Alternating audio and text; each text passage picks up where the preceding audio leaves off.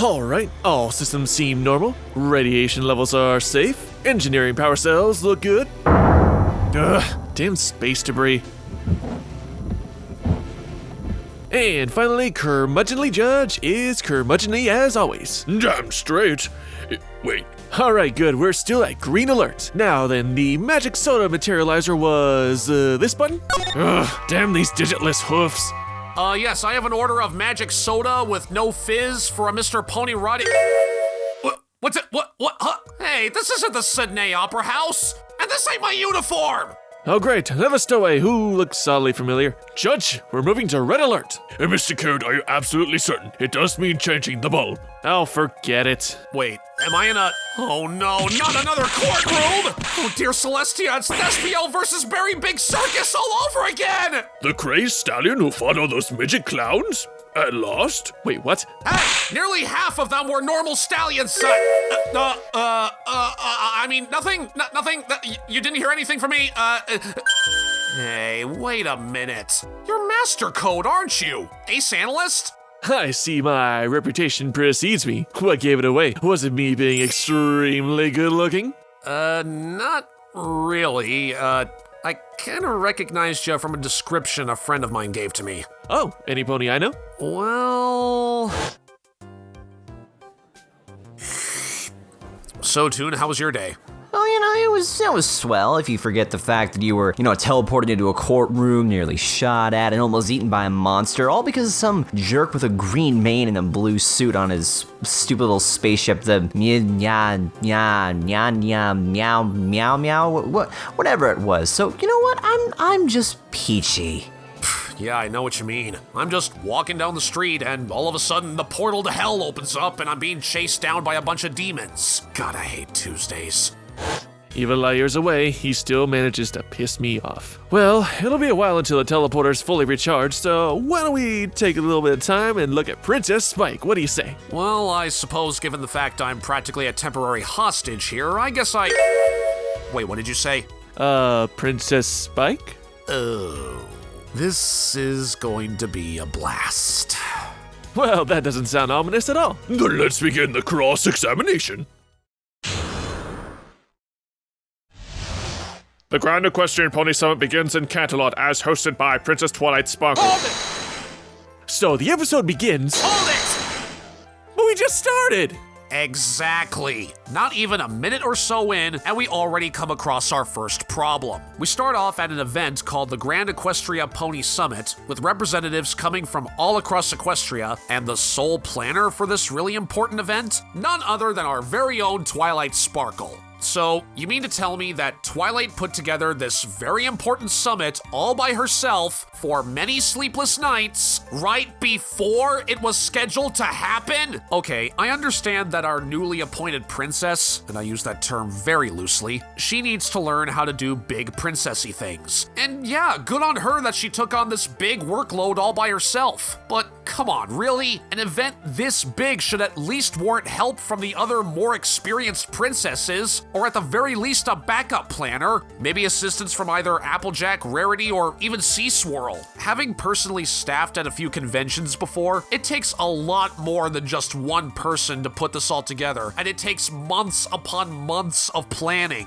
Especially with the department heads I've been working with heavily emphasizing the importance of at least 6 hours of sleep a day. Now, I know this is in tune with Twilight's character, but all that weight put on just one pony? Don't you think that's a bit much? Yeah, I admit I can agree with that. If you are about to speak to representatives from multiple provinces, you're gonna want to be at your best shape. Though honestly, as artificial setup it is, making Spike the Sun Princess and decision maker, I consider it a minor complaint seeing as the focus is on him and his exploits in the episode. So beyond this, we get a little bit of expanse on the world building, learning some of these new locations, and we also get a fair amount of unique designs from these reps as well. We love you, Princess Twilight! Princess Cadence is best princess!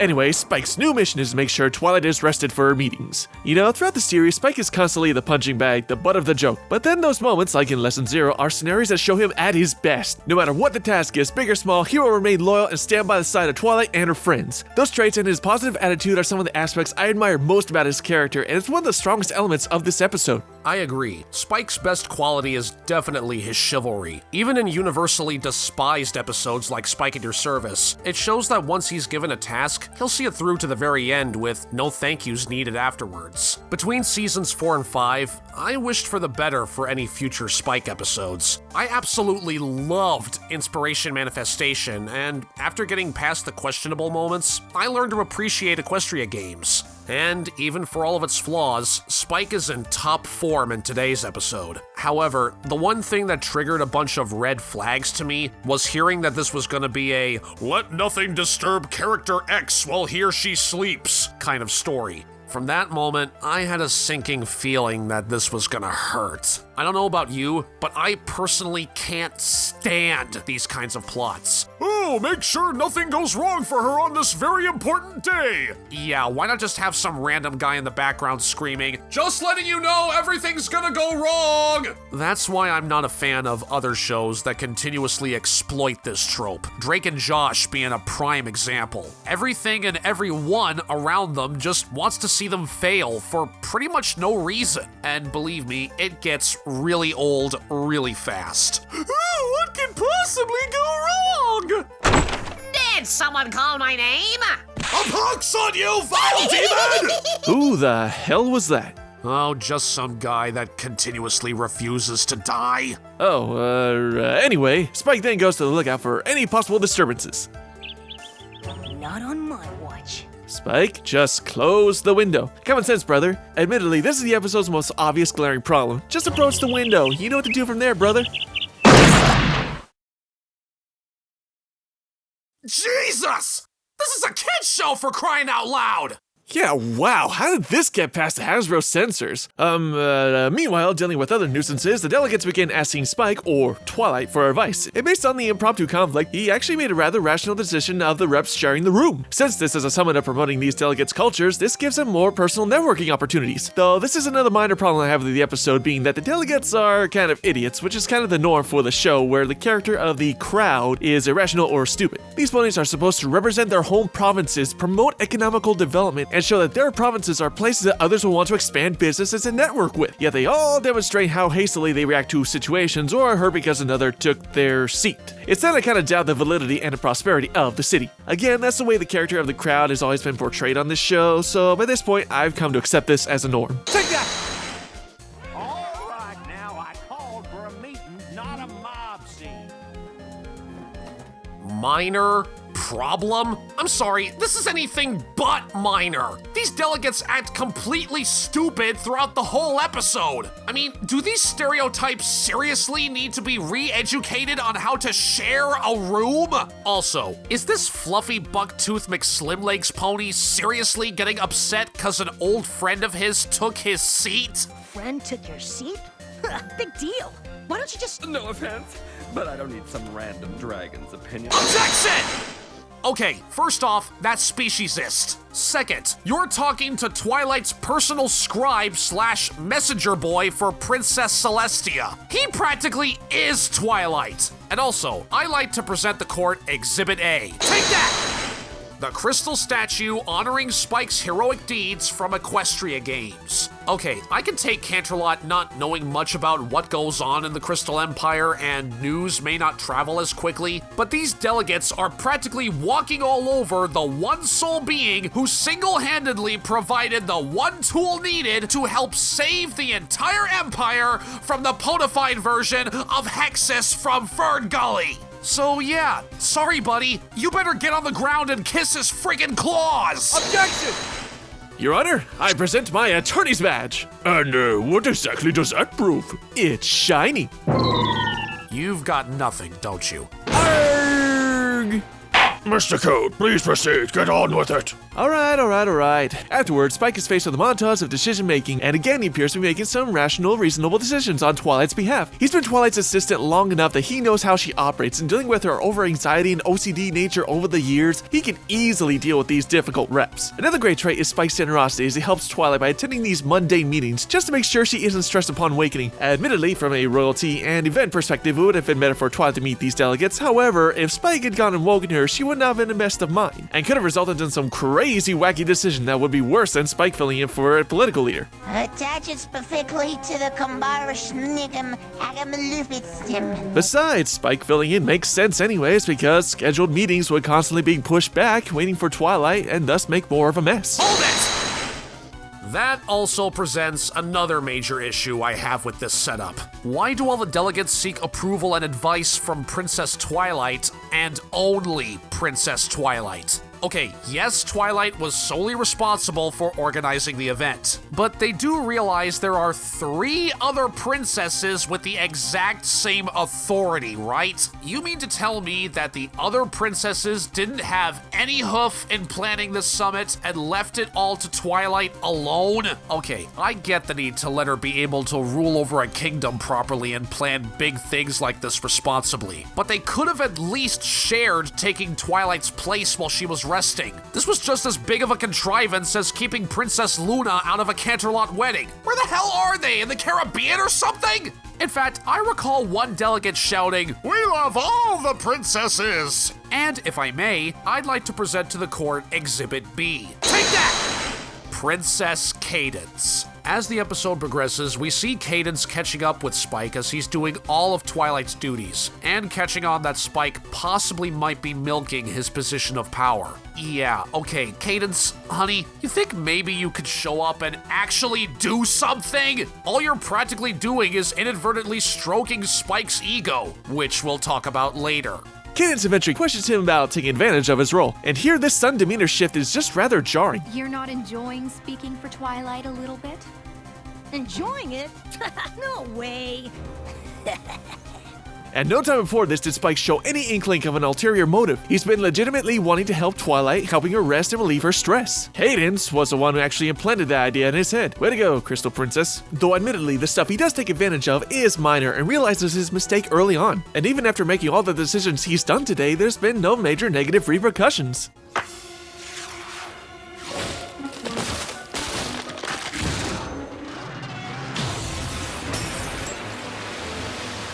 Okay, the world is just out to get the poor kid, but, you know, maybe, I think karma will at least let the statue... You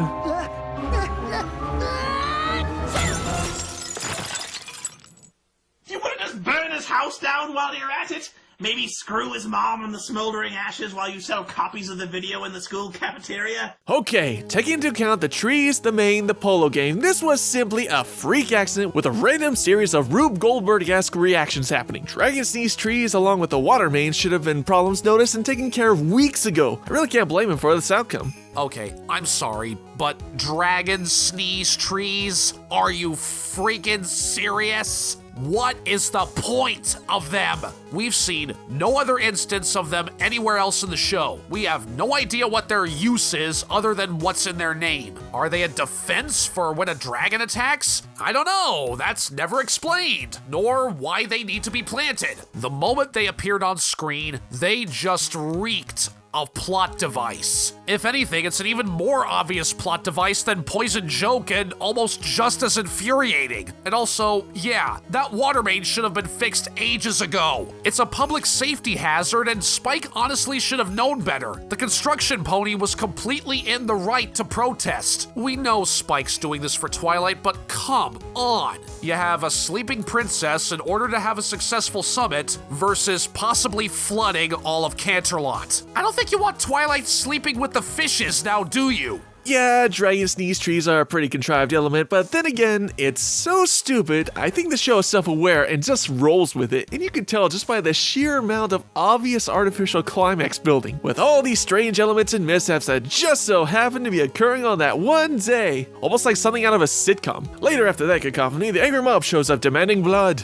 I'll not let Princess Twilight give Canterlot a bad name in the eyes of Equestrian. Come on, on, every pony. Let's go give her a piece of our mind. Oh, fancy pants, what did they do to you? They turned the cool, suave, eccentric, open, upper crust pony to this rash fool with mob mentality.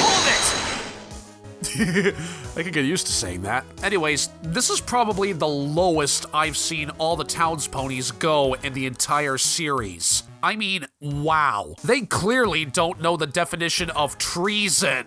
And I haven't seen Fancy Pants written this badly since Fluttershy Micro Series number 4. In fact, now that I think about it, here's another question. Instead of Cadence appointing just Spike to help Twilight rest, how about they add to the front door, I don't know, a couple of royal guards or possibly her own brother who doubles as the royal guard captain? They see that mob coming up the stairs? Bam! Into the dungeons you go. Summit ruined, episode over, we learn absolutely nothing, roll credits, we're done, good night. I'm gonna be the pariah here and congratulate the episode. It's got a great moral with Spike admitting his mistakes and trying to atone for it. Living in the shadows of someone, it is natural when the opportunity presents itself to take a chance to make a name for oneself. Spike saw his opportunity to feel what it's like in charge in the limelight. Though there are a couple contrived moments and some odd characterization at points, I think this was probably one of the better Spike episodes. We got to see the student basically act as master, done fairly well all things considered, got his chance to shine, but ultimately his displays of generosity, helpfulness, and loyalty, and his journey throughout these misadventures made this episode enjoyable. Not the best of season 5, but a solid entry. Well, for me, this prosecutor finds this episode guilty of being awfully predictable. Town's ponies are once again compromised for the sake of the plot. It's full of contrivances and tropes that just get my blood boiled, and the moral hardly connected with anything we have seen in the entire episode's runtime.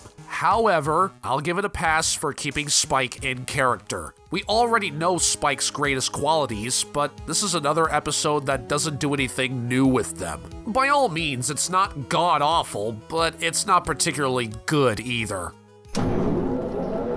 Teleporter ready and waiting, Mr. Code. Sweet! This has certainly been an interesting meeting. So long, buddy. Huh? That was weird. Why didn't it... And what's so damn funny? Nope, nothing, but sorry to break it to you, but Orchard Blossom, you are not. What are you oh, for the love of... stupid machinery. No, but seriously, there's no need to. I can just teleport myself. Oh, and by the way, you still can't sing for shit, and that talent contest audition was still atrocious. Okay, bye! Thespio!